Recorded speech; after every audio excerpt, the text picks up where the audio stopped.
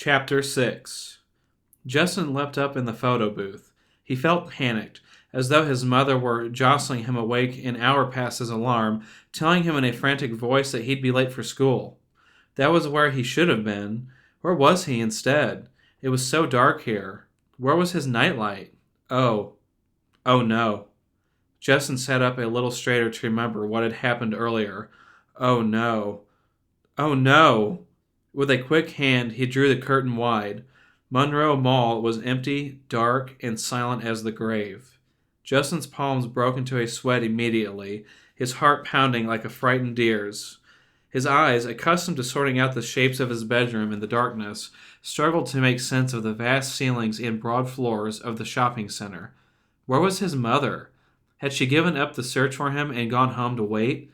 Surely she hadn't decided to leave him there to punish him, and it wasn't because she didn't care, right? Right?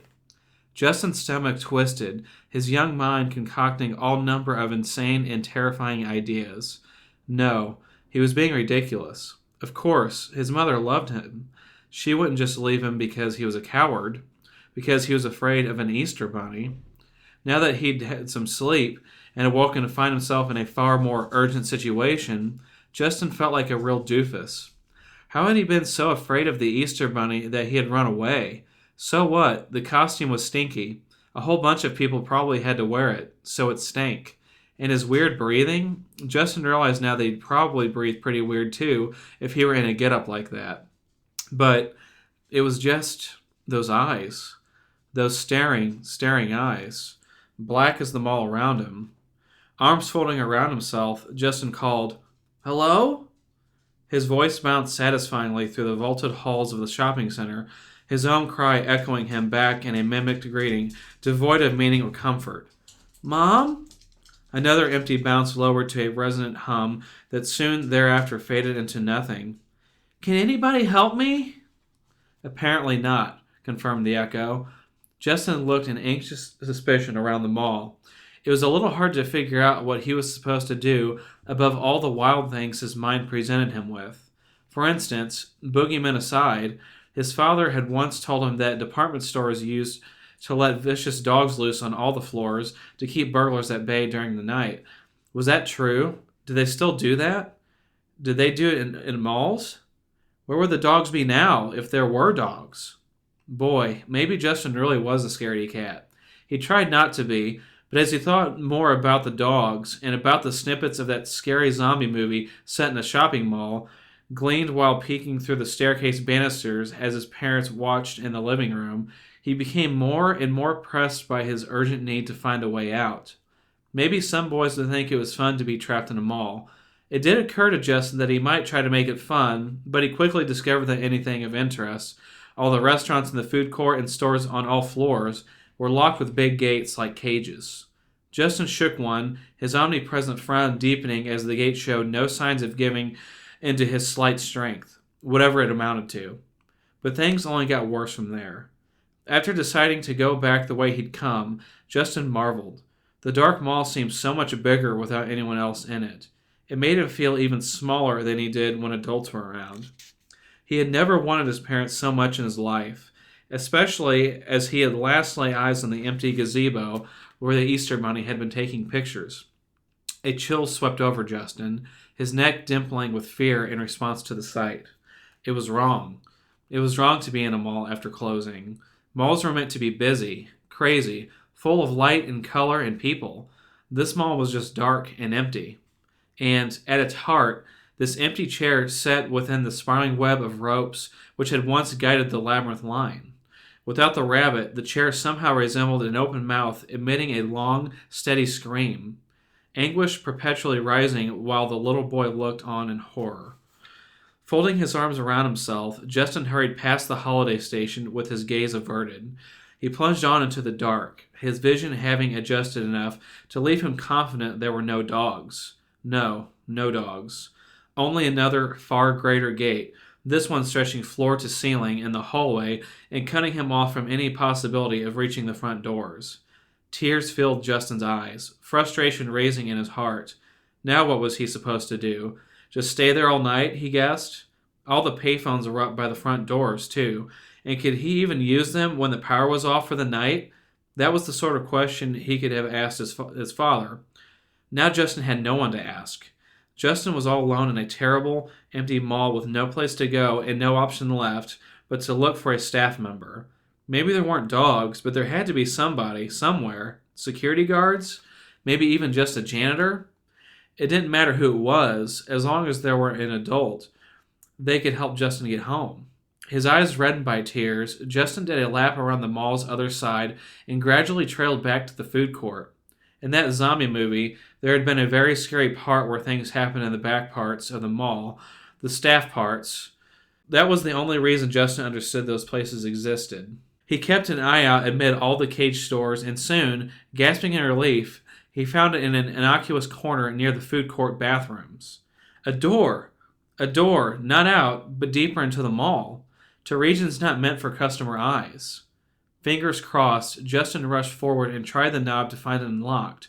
With a cry of amazement, he rushed into the well-lit white tunnel of the staff hallway beyond.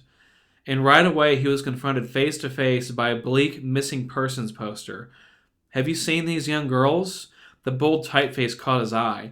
The pictures gave him the same numb feeling of scary speculation, inspired by the faces on milk cartons. The details terrified him. Both of these children disappeared on a trip to the Monroe Mall. They have been missing since April 14th, 1982. If you have any information concerning their disappearance, please contact the Monroe Police Department. Justin looked at their faces, their names, their ages, 10 and 11 years old, and another missing poster. He saw it when he turned around. The boy on it. The boy on it was 8 years old, just like Justin was. He also went missing at Monroe Mall, and he had gone missing that very same year, 1985. Just a few weeks before, suddenly breathless, Justin devoted himself to finding help immediately. His steps quick, he made his way down the long white hall and tried to peer to the end. So far as he could tell, there was one door at the end, a number of others scattered along the way, and what looked like one hallway off this one. At that juncture, Justin paused to see where it led. The swinging door at the end was labeled Staff Restroom. He leaned in, calling, "Hello?" His voice echoed through the big, eerie bathroom that reminded him of the one at the movie theater. Seemingly endless stalls lined both sides and vanished around the corner. The only space not taken up by toilets, taken up instead by sinks and big mirrors, reflecting Justin's animal desperation right back at him. Tugging at the collar of his t-shirt, he turned around and tried the hallway again. There had to be offices somewhere, and offices would have either people or a working phone, maybe even one where he didn't have to pay. Figuring the doors at the far end of the hall were his best bet, Justin made his way to them. He was no more than 20 feet away when the door at the end of the hall burst open. A sharp scythe covered in dry blood held high above its head, the Easter Bunny rushed out toward Justin. A scream tore from the boy's lungs, mingling with that awful, rising wailing from before that seemed to come from nowhere and everywhere in his panic. Justin whipped around and sprinted forward, trying to block out the terrible groans of hunger that seemed to emanate from the creature. Maybe it was his imagination. Maybe it was too many zombie movies. But the bunny was here. It was definitely here, and it was coming to hurt him now that his mother couldn't help. Unable to imagine any other options, Justin dashed back into the staff bathroom, picked a stall at random, and shut himself inside with his hands over his mouth and his body crouched back against the cold surface of the toilet. The thought of the filth never crossed his mind. Justin's every instinct was focused on nothing but survival. As the door to the bathroom slammed open, those instincts told Justin to stay very, very still. Beneath the stall, Justin stared through the dark and soon caught a flash of pink amid the shadows. The rabbit advanced down the row of stalls, its steps slow and deliberate. It paused 2 stalls before Justin. The door banged open with a noise like a gunshot. Justin flinched but did not substantially move, his eyes squeezing shut and his breath freezing in his lungs. The rabbit's steps moved on, each slow and steady footfall echoing cruelly through the bathroom. They charted the course of his path down the row of stalls, past Justin's and onto the next. This one, right beside Justin's, the rabbit arbitrarily slammed open in hopes of surprising prey. One single stall fell from death. Justin flinched again, but did not move or cry out. After another contemplative pause, the bunny resumed its slow, steady steps. Now they carried it around the corner, and when the third stall slammed open, it was far enough away that Justin was not rattled by it. Now he simply listened and waited. Soon enough, another door opened, this on the other side of the bathroom. The footsteps ended altogether then. Justin released his breath at that same distant door swung shut. There was another exit. That was good. Justin let himself out of the stall, deciding to go the opposite way as the Easter Bunny and not the way he came. He'd find a nice false palm tree in the food court to fall asleep under, huddled where the rabbit couldn't find him. Then, first thing in the morning, he'd call his parents and have them pick him up. He wouldn't tell them anything about the Easter Bunny, because they would assure him he was dreaming or making it up or imagining things. But he was not imagining things. The Easter Bunny was evil. It was smart, too. For instance, it had somehow managed to lock the bathroom door through which it had followed Justin. Panic surging through him, Justin searched for a lock on his side and failed. He rattled the handle a little before, worried about making noise. He bit back a sob and leaned against the frame. Now what was he going to do? What he was going to do before, he guessed, find an adult or an office with a phone. Only now he had to do it while avoiding the Easter Bunny. Luckily, by the time he got up his guts enough to open the other bathroom door and peek into the hallway, the rabbit was nowhere to be seen. Justin realized he was trembling only when he stepped into the white brick hallway and gingerly eased the door shut behind him. At the last second, it slipped from his small fingertips and slammed, leaving him wincing in frustration and terror. Should he go back and hide? But no. After waiting for a few seconds, Justin grew satisfied that the rabbit had not heard him. His fingertips numb, his head ringing with panic, Justin made his way down the length of the hall on somewhat unsteady legs. More missing children posters littered the corridor. Many children had been disappearing from Monroe, and for as many as 6 years. All of them disappearing around Easter, especially from the mall. Justin made it past the vending machines with a lingering glance of desire. Was it wrong for him to steal from such a thing if he could, while trapped all night? Maybe his parents could pay the mall back the next day. He was just thinking about trying to reach into the dispensing slot. Then he heard it. The creaking open of a door. Pale, Justin pressed himself to the wall like he'd seen spies do in movies. His heart drowning out almost all other noises, Justin scooted to the end of the hallway and slowly peeked around the corner.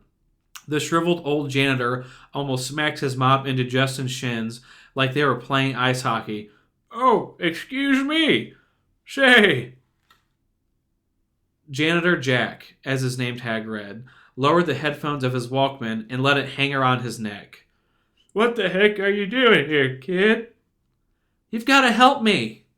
Lunging for Janitor Jack and clinging to his arm, as though the stranger were his own father, Justin gazed up through a veil of stinging tears. "The Easter Bunny's trying to kill me," he explained in an urgent whisper. Janitor Jack frowned in a quizzical way. "Oh, calm down." Leaning his mop against the wall, Jack bent down and took the boy by the shoulders. Justin's tears spilled over at once. His mother had held him that way while they were in line, while she was trying to convince him to sit with the Easter Bunny. "Now, how'd you get back here?" I was here with my mom, and she wanted me to take a picture." The boy fought back a few sniffles and, patiently, the man said, "Uh-huh." And the Easter Bunny was staring at me, and I didn't want to do it. And when I did, I got scared and I ran, and I fell asleep. And it doesn't matter. The Easter Bunny has gone crazy." Janitor Jack's brow knit deeply enough that all the wrinkles in his face doubled in depth. "Easter Bunny," he said under his breath. "I'm not making it up. He's been chasing me. We have to call the police." "Hold on." Guiding Justin to the nearby office door, Janitor Jack punched in a code. His fingers moved too quickly for Justin to follow, but it didn't matter. The janitor led the boy in and said, "You wait here. I'll go check it out. Don't worry, you'll be locked in." But nothing. His headphones blasting a creepy song about there being something wrong with the moon, Janitor Jack pulled the door shut before Justin could protest much more. Stomach flipping with anxiety, Justin looked around the back office he had searched for all night long. Was there a phone? Was there a weapon? Was there anything that could help him? That old man meant well, but the Easter Bunny would have no trouble using that mean-looking scythe of his. The old janitor wouldn't stand a chance. Would it be Justin's fault if the guy died? The boy's tears ran anew while he hurried through a break room and into a small set of assistants' desks. And on each desk, a telephone. Hands trembling, Justin rushed to the nearest one and yanked it from the base. Quick as he could, he did what he had been taught to do in an emergency situation and dialed 911. But from the first tap of the first button, the phone made a protesting noise. Night mode engaged, the device told him. To dial out, please deactivate night mode. All the blood drained from Justin's face. One time, he had gone to the office with his father. At the end of the day, all the employees had been forced to do something similar. That way, at night, the calls to the office would be routed to some other service, a switchboard that basically just existed to tell people when the office would open again. Was there some way to reach the switchboard? Was there something helpful written on the phone? Justin hung up the handset and took the cradle of the device in his hands, turning it over and looking for any slip of paper, any post-it note, anything at all that might have instructions on how to dial out at night. And then the lights died. Justin cried out and dropped the phone. As the handset swung away from the base, the boy scurried to the manager's office back behind the secretary pool. Scrambling in there, Justin rushed to the one place he could hide, the desk. Throat tight, the boy leaned against it in an effort to see out the window that overlooked the assistants. Justin spread 2 slats of the blinds and peeked through the window as subtly as he could. The same darkness that had drowned them all now swallowed all its back offices. Palms sweating, the boy struggled to make out any form. He hoped for a ringing telephone triggered by some automated process on power failure. Maybe even Janitor Jack or the cops coming to tell him that he would be all right, that everything would be all right, and he could go home with his family again. Instead, the door to the staff offices creaked slowly open. The footsteps it announced arrived with a pair of tall ears. Muffling another fearful cry, Justin shut the blinds and slipped beneath the desk as quietly as he could. Trying his best to keep his trembling under control, Justin drew his knees to his chest and sat under the desk with his arms wrapped around his shins. There, quietly rocking back and forth, Justin listened to the footsteps. Closer, closer. The steel of the scythe ground out against something, singing cruelly in the air. Tears ran down the boy's cheeks as the footsteps stood on the threshold of the room. Justin braced himself for the appearance of the same feet he had seen on the other side of the bathroom stall. Any second, he was going to die. He had to accept that now. Any second, the Easter Bunny was going to run in, swing the scythe, and cut his guts open. He'd be another missing child plastered all over these back walls. Maybe somebody else, some other kid, would see him right before they met their end. As all these thoughts flashed through his head, Justin waited for the rabbit to enter the room. When the bunny's black eyes and buck teeth bent down beneath the desk, Justin realized he'd entered it already.